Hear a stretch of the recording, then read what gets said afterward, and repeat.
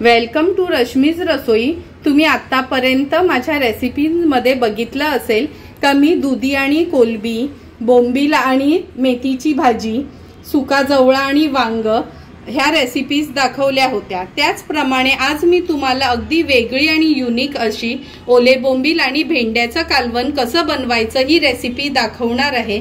त्यासाठी हा व्हिडिओ तुम्ही शेवटपर्यंत बघा आणि माझ्या चॅनलला लाईक, शेअर आणि सबस्क्राइब करा।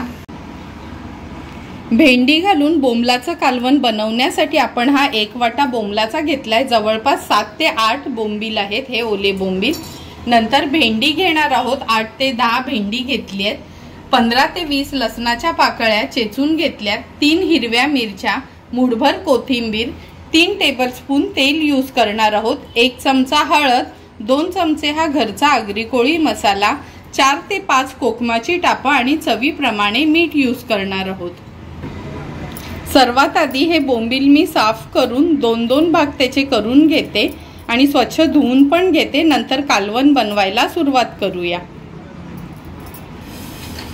हे बघा, बोंबील पण आपण कापून स्वच्छ धुवून घेतलीत, भेंडी पण कापलीत, धुतलीत, भेंड्यांचे पण 2-2 भाग केलेत। आता हा लसूण आहे, हा आपण खलबत्त्यात चेचून घेणार आहोत।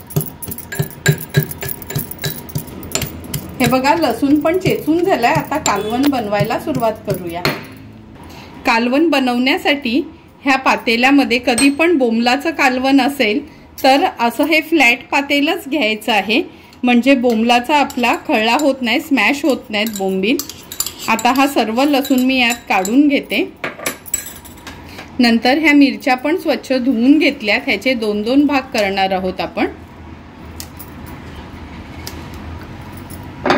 आता ह्यात आपण हे कापून स्वच्छ धुतलेले बोंबील ऍड करूया।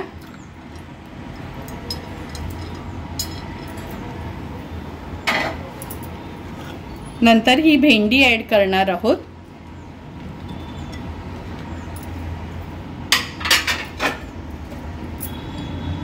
आता ह्यात हळद,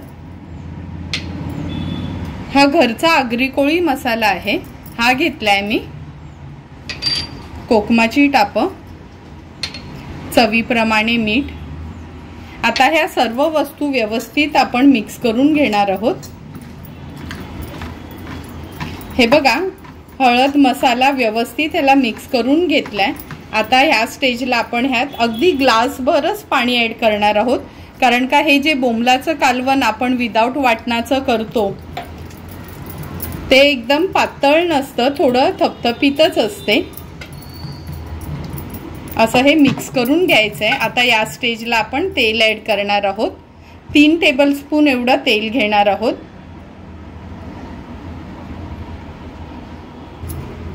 हे बघा, सर्व मसाले मिक्स केल्यावर हे असं हलवून घ्यायचं, अजिबात पळीनी त्याला मिक्स करायचं नाही, कारण का बोंबील तुटले जातील। आता गॅस चालू करणार आहोत। गॅस चालू केला का हे कालवणाचं पातेलं आपण ठेवणार आहोत गॅसवर आणि झाकण देऊन एक 10 ते 12 मिनिटांसाठी मीडियम फ्लेमवर ह्याला आपण शिजवून घेणार आहोत। 2 ते 3 मिनिटातच हे बघा, कालवणाला छान उकळी आली आहे। कालवणाचा कलर पण तुम्ही बघू शकता। आता झाकण देऊन गॅसची फ्लेम मी लो करते आणि लो फ्लेमवर भेंडी आणि बोंबील शिजवून घेणार आहोत। 8 ते 10 मिनिटं झालेले आपण कालवण शिजवत ठेवलेलं। हे बघा, झाकण काढून दाखवते तुम्हाला, किती सुंदर असं ही भेंडी पण शिजलीत, बोंबील पण शिजले गेलेत। गॅसची फ्लेम मी हाय केले आणि आता हाय फ्लेमवर कोथिंबीर ऍड करून एक छानशी याला उकळी काढून घेणार आहोत।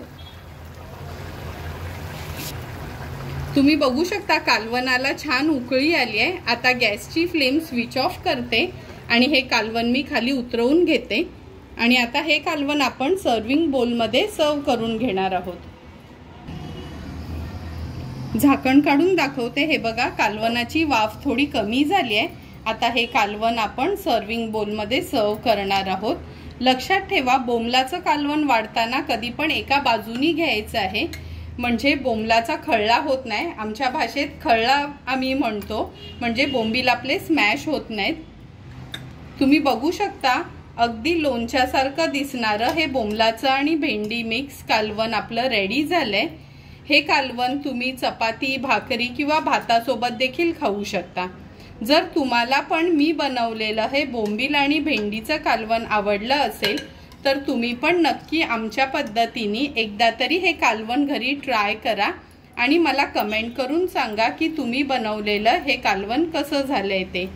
जर तुम्हाला मी बनवलेला हे बोंबील आणि भेंड्याच्या कालवणाचा व्हिडिओ आवडला असेल तर नक्की माझ्या चॅनलला तुम्ही लाईक, शेअर अँड सबस्क्राईब करा। Thank you for watching my video.